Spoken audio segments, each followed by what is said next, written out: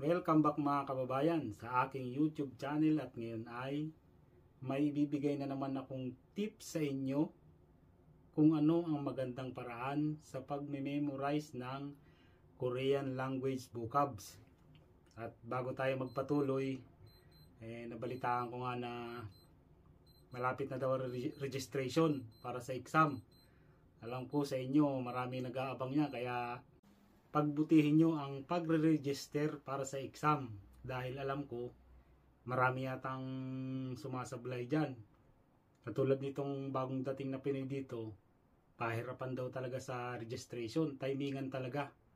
Kasi pag umaga daw, kunyari alas 8 ang registration, dagsa talaga, kaya minsan nagkakandaloko-loko. Hindi ko alam kung bakit ganun ang nangyayari. Isa pa, yun daw tungkol sa payment, parang nagkakaproblema din. Minsan yung iba, nagdodoble yung bayad. Ewan ko kung nariripan pa nila sa PUA yun, mga ganong pangyayari. At yan na nga, kung kayo itapos ng magbayad para sa exam, ang gagawin nyo ay magre-review na kayo ulit, basa-basa na ulit. Kung kayo ay mag-i-exam na, ay ito ang iiwasan ninyo. Wag na wag kayong kakabahan, iwasan yung kabahan dahil pag kinabahan kayo, maaaring yung iilan na na-memorize niyo na Korean language vocabs, maaaring magliparan yan. Kaya ang tips ko sa inyo, wag na wag kayong kakabahan. Tapos ito pa, kunyari, kinabukasan ng exam, i-relax nyo na yung sarili nyo. Kunyari gabi, wag na kayong magbasa. Hayaan nyo na. Kung ano yung nasa utak ninyo na Korean language vocabulary, yun na lang yun. Wag na kayong magbabasa hanggang umaga para relax ang isip ninyo.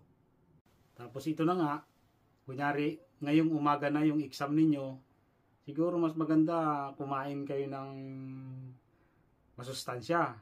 Katulad ng halimbawa ng pag kumain kayo, samahan nyo ng saging. Mga 2 saging para ma-relax kayo, kasi yung saging pamparelax yan eh. Sabi ni Doc Willie Ong, pamparelax daw yan para iwas kaba. At habang naghihintay kayo ng exam, kunyari nandun na kayo sa binyo o kaya ay sa POA, nandun na kayo, yung iba kalimitan dyan kung kailan malapit na yung exam, mga 2 oras o 1 oras na lang yung exam, doon sila nagkakandaw-gaga ng basa ng basa. Wala na. Kahit anong gawin ninyo, wala nang papasok sa utak nyo pag ganun ang ginawa nyo. Kaya ang tip ko sa inyo, kunyari may cellphone, may music, i-relax na lang. Makinig na lang kayo ng music para ma-relax yung utak nyo. At ito na nga mga kababayan, ang isa ko na namang tip sa inyo kung ano yung magandang paraan ng pag-memorize ng Korean language vocabs. Sample tayo Kunyari, ito, kalendaryo. Ito yan, kalendaryo. Sulatan nyo yan ng Korean language dito sa taas. Diyan. Kunyari, sulatan natin. Talyok.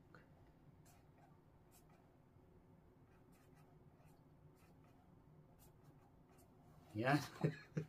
Talyok. Pangit yung sulat ko.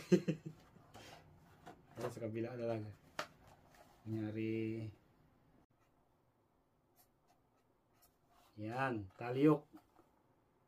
Yan. Ito, pagka dito nakasulat, mabilis nyo siyang makikita. Pwede nyo rin lagyan ng English translation. Yan. Calendar. Yan. Yan. Tapos, kunyari titingin kayo ng petsa, siyempre makikita ninyo, uy, ganito pala yun. Ganyan, parang mabilis lang siya. Mabilis lang, biglang papasok sa utak mo yung, uy, ito nga pala yung tawag sa kalendaryo, talyok. Sa Korean language, talyok. Yan, isa yan. Tapos, ito pa, kunyari yung pinto, yung lagi ninyong lagi ninyong nakikita. Yung pinto. Sulatan nyo sa taas ng moon. Moon. Ibig sabihin yan, door, pinto. Tapos kunyari sa bintana. Sa Korean yan ay changmun. Changmun, window. Yung kumbaga yung mabilis niyo siyang makikita. Kunyari paggising mo. Kunyari yung cellphone mo. Siyempre, unang-unang titingnan mo dyan, yung cellphone mo. Sulatan mo ng handphone. Yan, cellphone, handphone. Para pag tingin mo sa cellphone mo, uy, ito nga pala yung mabilis mo siyang matatandaan. Hindi katulad nung pupirsahin mo ng sarili mo na basa ka. Iisip ka ng iisip. Wala, may stress ka lang doon. Higaan mo, sulatan mo ng chimde para pag yung matutulog ka, nakikita mo agad. Chimde. Yan, chimde.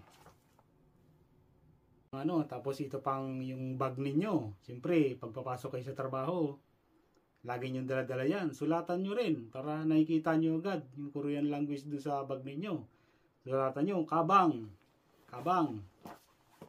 Sulatan natin yung kabang. Kabang. Yan, kabang.